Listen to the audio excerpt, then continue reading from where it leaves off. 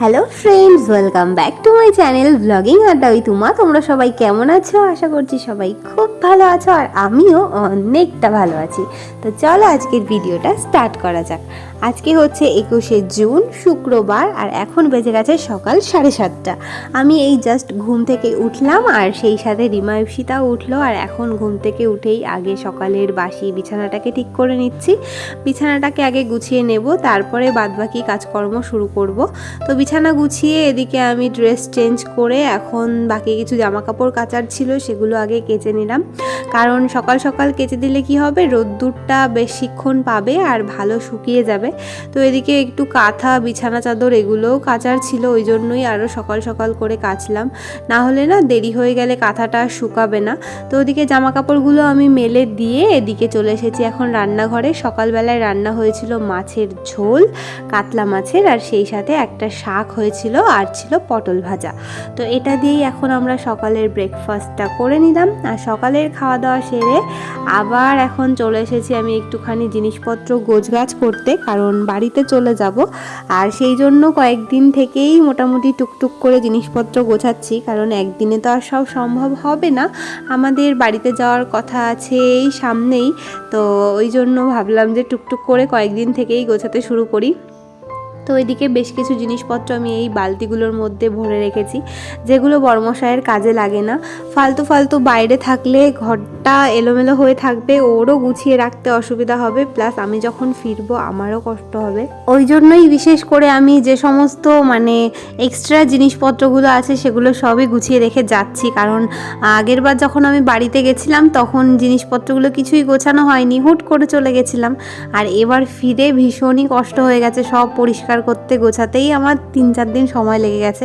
আমি, রিমা, ইপসিতা সবাই মিলে করেছি তা সত্ত্বেও, ওই জন্য পরের বার এসে যাতে আর এই কষ্টটা না করতে হয়, তাই জন্যই সব কিছু একটু চেষ্টা করছি গুছিয়ে রেখে যাওয়ার। তো আমি তো চেষ্টা করছিলাম, তবে আমি লাগাল পাচ্ছিলাম না, ওই জন্য এখন আবার বরমশাই উঠে পড়েছে ওপরে, ও আমাকে একটু হেল্প করছিল। এগুলো করে এখন যাব আবার রান্না করতে। এই যে এদিকে মাছগুলোকে রিমা কেটে দিল, এখন আমি লবণ আর হলুদ মাখিয়ে নিয়েছি। আজকেও তেলাপিয়া মাছই করব। এখন মাছগুলোকে ভাজতে বসিয়ে দিলাম। কি আবার ভাজছে তো মাছ।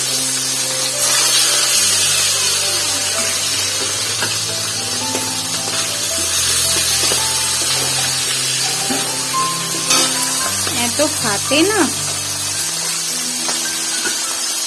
পুরো কমিয়ে দিয়েছি, তারপরেও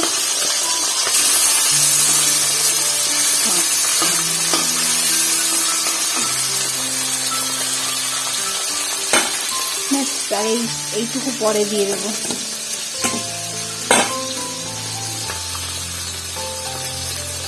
আর এখানে এই যে শাক এনে দিয়ে গেল রিমা, পিপুলি শাক, এটা দিয়েই এই মাছটা দিয়ে তরকারি করব, আর করব মাছের ঝোল আমাদের জন্য এই মাছগুলো দিয়ে, আর করব পটল আলু দিয়ে তরকারি বরমশাইয়ের জন্য। তো চলো রান্না বান্না করি।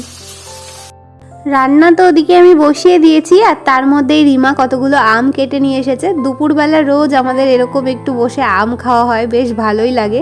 আর তার মধ্যে এদিকে আমার রান্না বান্নাও কমপ্লিট হয়ে গেছে। করেছি মাছের ঝোল, তারপরে শাকের তরকারি, একটা আমের টক, আর এখানে আছে পটল আলু দিয়ে তেলাপিয়া মাছের তরকারি। আর এই যে এই ছোটো মাছগুলো নিয়ে এসেছিলো, আমরা 3 জন খাই না, তাই জন্য বরমশাইকে ভেজেই দিয়ে দিয়েছি। তো এই যে রান্নাবান্না আজকে দুপুরের আমাদের এগুলোই হয়েছে। আর দুপুরের খাওয়া দাওয়া সেরে এখন আবার আমরা বিকেলবেলায় বসেছি একটু আইসক্রিম খেতে, কারণ বরমশাই বিকেলে বাজারে গেছিলো, তো ওকে বলেছিলাম আইসক্রিম আর সিঙ্গারা নিয়ে আসতে, তো আইসক্রিম আর সিঙ্গারা নিয়ে এসেছে। এখানকার না কোনো ফাস্ট ফুডই আমার ভালো লাগে না, কোনো দিনও আমি দোকানের এখানকার কোনো খাবার খাইনি, কারণ দেখেই পছন্দ হয় না। তবে আগে একদিন দাদা সিঙ্গারা নিয়ে এসেছিলো, সেদিনও তোমাদের বলেছিলাম বেশ ভালো লেগেছিল, তাই জন্য আজকে আবার ওই দোকানটা থেকেই বরমশাইকে সিঙ্গারা আনতে বলেছিলাম। তো সেই দোকান থেকেই বরমশাই সিঙ্গারা নিয়ে এসেছিলো। তো এখানে এখন বসে বসে আমরা সিঙ্গারা খাচ্ছিলাম, আর সত্যি সিঙ্গারাটা বেশ ভালোই ছিল, আমাদের ওদিককার মতোই লেগেছিল খেতে সিঙ্গারাটা। আর তো সেরকম কিছুই এখানে এসে খাওয়া হয় না। তো সিঙ্গারা টিঙ্গারা খেয়ে এখন আবার আমরা একটুখানি বেরোবো বাইরে, তাই জন্য রেডি হব। তো চলো ভিডিওটা দেখতে থাকো।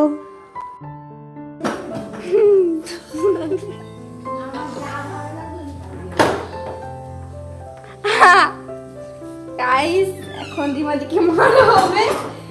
আমাকে মেরেছে ক্যামেরার সামনে।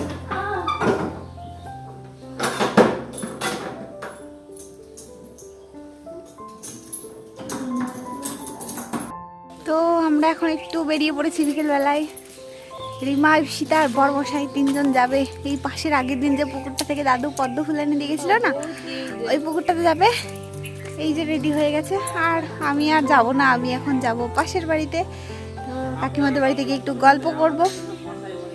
তো চলো তোমরা ভিডিওটা দেখতে থাকো। আর দেখি ওরা পুকুরের ভিডিও করে নিয়ে আসবে বলেছে, আমি দেখবো, সাথে তোমাদেরকেও শেয়ার করব। দেখি কি ভিডিও করে নিয়ে আসে। এই রিমা, ভালো করে ভিডিও করে নিয়ে আসবি। এটা আমার ইচ্ছা করবো কিনা না, সুন্দর করে। হ্যাঁ বলো। পুরো একটা নেমে সব একেবারে কাছ থেকে দেখিয়ে নিয়ে আসবো, তুলে হ্যাঁ, নিয়ে আসবো ফুল ছিঁড়ে।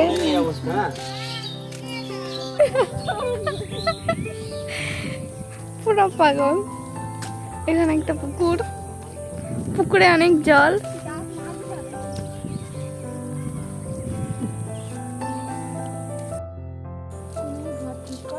পাকা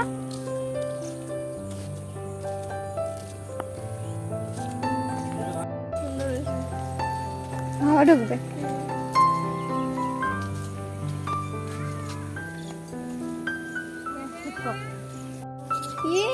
কি দারুণ!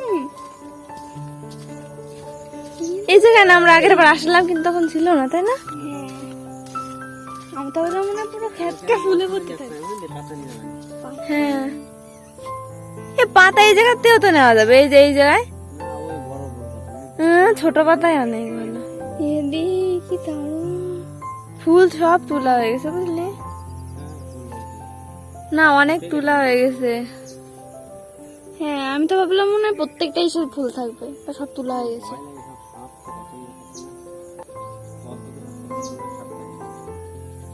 কি দারুণ! তারপরে তো এই হচ্ছে সেই পুকুরটা। অনেক ফুল হয়েছিল, তবে সবাই না যার যখন ইচ্ছে হয় এসে এখান থেকে ফুল তুলে তুলে নিয়ে চলে যায়। ওই জন্যই খুব একটা ফুল দেখা যাচ্ছে না, অল্প কিছুই ফুল রয়েছে। তবুও যা দেখা যাচ্ছে এটাই অনেক সুন্দর। আর ভিডিওতে অতটাও বোঝা যাচ্ছে না, তবে ওরা এসে বলছিল যে সত্যি সত্যি নাকি মানে সামনে থেকে অনেক সুন্দর দেখতে পুকুরটা। তো যাই হোক, আমার আর দেখা হলো না, আমি ভিডিওতেই দেখলাম আর সেই সাথে তোমাদেরকেও একটুখানি দেখানোর চেষ্টা করলাম। ভিডিওটা কেমন লাগলো অবশ্যই কমেন্টে জানিও। চলো, বাই বাই।